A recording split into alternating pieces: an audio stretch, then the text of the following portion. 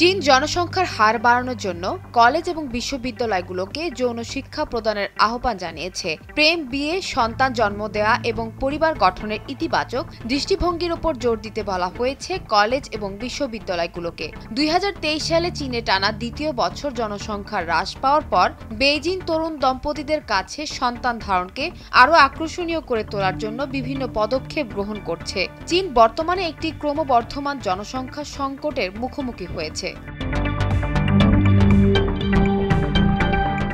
জাতিসংঘের অনুমান 2100 সালের মধ্যে জনসংখ্যা বর্তমান জনসংখ্যার চেয়ে অর্ধেক হয়ে যেতে পারে। কয়েক দশকের বিধিনিষেধমূলক পরিবার গঠন নীতি, ক্রমবর্ধমান জীবনযাত্রার ব্যয় এবং পরিবর্তনশীল সামাজিক নিয়ম কানুনের কারণে নারীরা সন্তান জন্ম কমিয়ে দিয়েছে।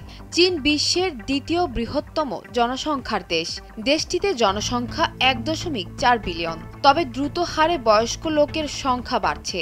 ফলে কর্মশক্তি কমে যাওয়া এবং ক্রমবর্ধমান বয়স্ক জনসংখ্যা দেশটির অর্থনীতির উপর চাপ সৃষ্টি করবে।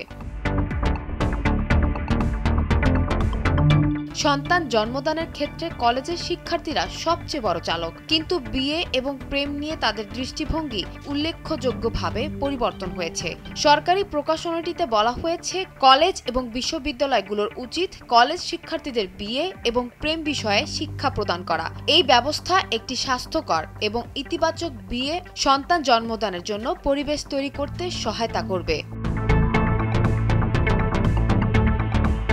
চীনে সঠিক বয়সে সন্তান জন্মদান এবং বিবাহের প্রতি আগ্রহ তৈরি করতে রাজ্য কাউন্সিল বা মন্ত্রিসভা গত নভেম্বরে স্থানীয় সরকারগুলোর সঙ্গে সমাবেশ করেছিল। যদিও জনসংখ্যাবিদরা বলেছিলেন এই পদক্ষেপগুলো তরুণ চীনাদের অনুপ্রাণিত করার সম্ভাবনা কম। চায়না পপুলেশন নিউজের একটি জরিপে 57% কলেজ ছাত্র বলছেন তারা প্রেমে পড়তে চায় না। এর প্রধান কারণ তারা জানে না কিভাবে পড়াশোনা এবং প্রেমের মধ্যে ভারসাম্য রাখবেন বা সময় বরাদ্দ করবেন।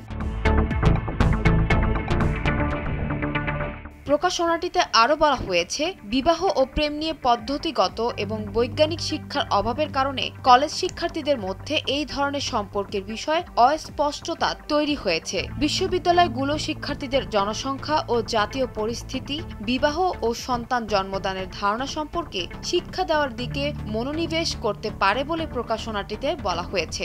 সিনিয়র কলেজ শিক্ষার্থী বা স্নাতক ছাত্রদের বিভিন্ন ঘটনা বিশ্লেষণ এবং এ বিষয়ে গ্রুপ আলোচনার মাধ্যমে শেখানো যেতে পারে। কোর্সগুলো তাদের বিয়ে ও প্রেমকে সঠিকভাবে বুঝতে এবং সম্পর্ক চালিয়ে নিতে সাহায্য করবে।